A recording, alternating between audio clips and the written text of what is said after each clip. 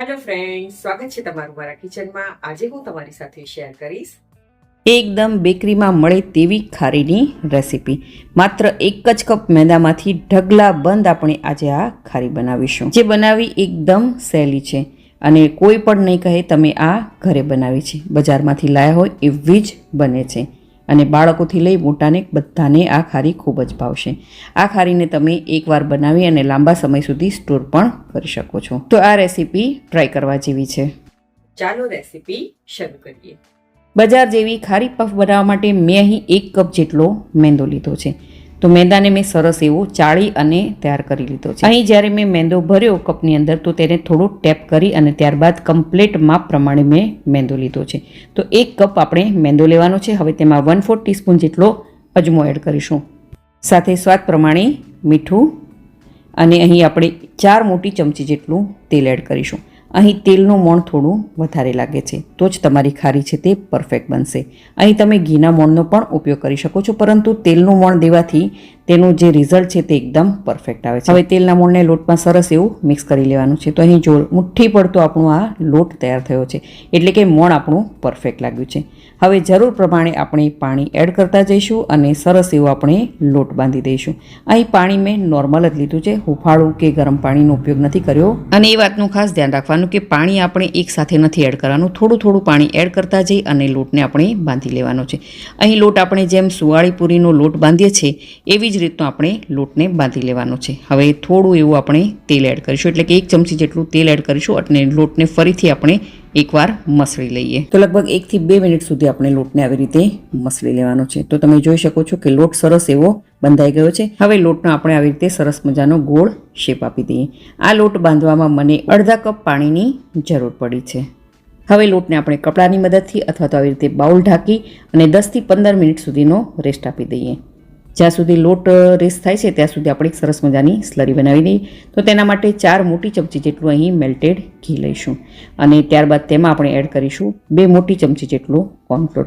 અહીં તમે મેંદાનો ઉપયોગ પણ કરી શકો છો, પરંતુ કોર્નફ્લોર નાખવાથી તેનું રિઝલ્ટ છે તે ખૂબ જ સરસ એવું આવે છે. તો અહીં જો આપણી આ સરસ મજાની ઘીવાળી સ્લરી તૈયાર થઈ ગઈ છે. અહીં તમે તેલનો ઉપયોગ પણ કરી શકો છો, પરંતુ ઘીથી અને કોર્નફ્લોરથી પફ ખારી બિસ્કિટનું રિઝલ્ટ પરફેક્ટ આવે છે. તો આપણી સ્લરી બનીને તૈયાર થઈ ગઈ છે. તો હવે આપણે લોટને જોઈ લઈએ. તો લગભગ 15 મિનિટ જેટલો સમય થઈ ગયો છે અને લોટ પણ છે તે સરસ એવો સેટ થઈ ગયો છે. એકવાર મસળી લઈએ. તો અહીં જુઓ લોટ છે તે એકદમ પરફેક્ટ છે. હવે આપણે લોટને ચોપિંગ બોર્ડ ઉપર લઈ લઈશું અને ફરીથી 1 થી 2 મિનિટ સુધી લોટને સારી રીતે મસળી લઈએ. તો અહીં જુઓ લોટ આપણો સરસ મજાનો તૈયાર થઈ ગયો છે. હવે આપણે તેના 4 ભાગ કરીશું, એટલે ઇક્વલી આપણા લુવા તૈયાર થાય. તો અહીં જુઓ 4 ભાગ મેં કરી લીધા છે. હવે આપણે તેને સરસ મજાના લુવા બનાવી લઈએ. તો પહેલાં આવી રીતે ગોળ ગોળ બનાવી લઈશું. ત્યારબાદ આપણે જેમ રોટલીનો લુવો તૈયાર કરીએ છીએ તેવી જ રીતે આપણે લુવાને તૈયાર કરી લેવાના છે. તો મેં બધા લુવા તૈયાર કરી લીધા છે. તેને હવે મેં સાઈડમાં રાખી દીધા છે. હવે ચોપિંગ બોર્ડ ઉપર થોડો એવો મેંદો અથવા તો રોટલીનો સૂકો લોટ આપણે આવી રીતે સ્પ્રિંકલ કરી દઈશું.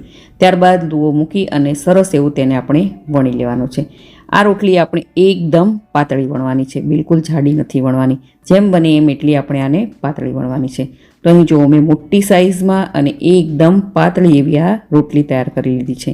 તમને એની થિકનેસ હું બતાવું. તો અહીં જુઓ જેમ હું આ રોટલીને હાથમાં લઉં છું, એટલે કે જુઓ તમે હાથમાં લઈએ તો મારી આંગળીઓ પણ દેખાય છે, એટલી આપણે આને પાતળી વણવાની છે.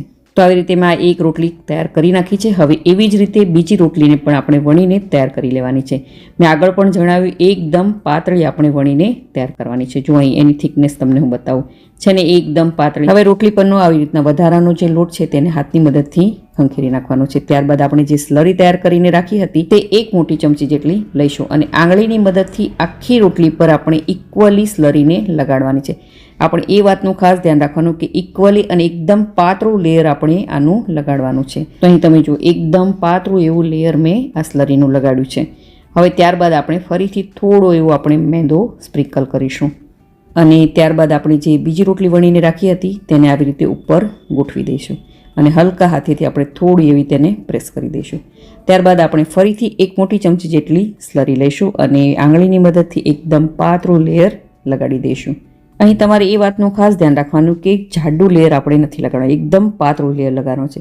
ત્યારબાદ ફરીથી આપણે થોડો એવો મેંદો સ્પ્રિંકલ કરીશું. હવે એક સાઈડનું પડ આવી રીતે ઉપાડી અને આવી રીતે ફોલ્ડ કરી દેવાનું છે. ત્યારબાદ હળવા હાથેથી તેને થોડું પ્રેસ કરી દેવાનું છે. હવે થોડી એવી સ્લરી લગાડીશું અને તેને પણ આંગળીની મદદથી સારી રીતે ફેલાવી દઈએ. ત્યારબાદ હવે જે સામેની સાઈડનું પડ છે તેને પણ આવી રીતે ઉપાડી અને તેની ઉપર આવી રીતે સેટ કરી દઈશું. હવે આ સ્ટેજ પર આપણે અહીં બિલકુલ સ્લરી લગાવવાની જરૂર નથી. હવે ફરીથી આપણે પ્રોસેસ એ જ કરીશું. અડધો ભાગ આવી રીતે વાળી દઈશું. ત્યારબાદ બીજો પડને પણ આવી રીતે ઉપર સેટ કરી દઈશું અને હળવા હાથેથી થોડું તેને પ્રેસ કરી દઈશું અને એક સરસ મજાનો ચોરસ આપણો લુઓ તૈયાર કરી લઈશું. હવે આ લુવાને આપણે ફ્રીઝમાં રાખી દઈશું અને ફ્રીઝમાં ઓછામાં ઓછી એને 5 મિનિટ સુધી આપણે રાખવાનું છે. તો આપણો લુઓ છે તે સરસ મજાનો સેટ થઈ જાય. તો 5 મિનિટ પછી મેં ફ્રીઝમાંથી આ લુવાને બહાર કાઢ્યો છે. હવે આપણે તેને વણી લઈએ. બિલકુલ હળવા હાથેથી આપણે તેને વણવાનું છે. અહીં ફ્રીઝમાં મૂકવાથી જે આપણે અંદર ઘીની સ્લરી લગાડી છે તે સરસ એવી સેટ થઈ જાય. માટે એનું રીઝન એ જ છે કે આ લુવાને આવી રીતે તૈયાર કરી અને ફ્રીઝમાં મૂકી દેવાનું. તેથી આપણું જે આ જ્યારે વણીએ ત્યારે એકદમ પરફેક્ટ વણાય અને ઘી બહાર પણ ના નીકળે. અને આપણે આને આવી રીતે ચોરસ અને થોડું એવી થીક રાખવાની છે. તો તમે જોઈ શકો છો કે મેં સરસ એવું વણી લીધું છે. હવે આપણે તેના પીસીસ કટ કરી લઈએ. અહીં તમે તમારા મનપસંદ નાની અથવા તો મોટી ખારીને કટ કરી શકો છો. તો મેં પીસીસ પણ સરસ મજાના કટ કરી લીધા છે. હું તમને એક બતાવું. તો જુઓ અંદર કેટલા બધા લેયર્સ બન્યા છે. તો આ રીતે બીજી ખારીને પણ વણીને તૈયાર કરી લેવાની છે. તો મીડિયમ ગેસની ફ્લેમ પર મેં પહેલેથી જ તેલ ગરમ કરવા માટે રાખી દીધું હતું. તો તેલ પણ સરસ મજાનું ગરમ થઈ ગયું છે. હવે તેલમાં સમાય એટલે આપણે તેમાં ખારી એડ કરીશું અને પહેલાં પલટાવવાની, તેને ઉતાવળ બિલકુલ નથી કરવાની. તેને થોડીવાર સેટ થવા દેવાની છે. તો તમે જોઈ શકો છો કે જેમ જેમ ખારી તળાતી જાય છે તેમ તેમ તે ઉપર આવતી જાય છે.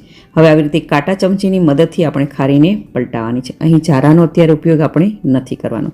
આવી રીતે કાંટા ચમચીનો ઉપયોગ કરી અને ખારીને પલટાવવાની છે અને થોડીવાર તેને સેટ થવા દેવાની છે. ત્યારબાદ જ આપણે ઝારાનો ઉપયોગ કરી અને આવી રીતે ખારીને પલટાવતું જવાનું છે. અહીં જુઓ કેટલા બધા લેયર્સ ખારીમાં ખુલ્યા છે. અહીં તમારે આ ખારીને જો ડીપ ફ્રાય ન કરવી હોય તો તમે માઇક્રોવેવ અથવા તો એર ફ્રાયરની અંદર પણ બેક કરી શકો છો. હલકો એવો ગોલ્ડન કલર આવે ત્યાં સુધી આપણે ખારીને ફ્રાય કરવાની છે. તો તમે જોઈ શકો છો કે ખારી આપણી સરસ મજાની ફ્રાય થઈ ગઈ છે. હવે તેને ટીશ્યુ પેપર પર અથવા તો વાયર રેક પર કાઢી લઈએ. તો આવી જ રીતે બધી ખારીને તૈયાર કરી લેવાની છે. આ ખારીને તમે એકવાર બનાવી અને મહિના સુધી ખાઈ શકો છો. તો છે ને બનાવી એકદમ સહેલી આ પફ ખારી બિસ્કિટ. તો તમે આ રેસીપી જરૂરથી ટ્રાય કરજો. જો તમને મારી આજની આ રેસીપી ગમી હોય તો વિડીયોને લાઇક કરજો અને વધારેમાં વધારે શેર કરજો અને મારી ચેનલને જરૂરથી સબસ્ક્રાઈબ કરજો. તો ફરી મળીએ એક નવી રેસીપી સાથે.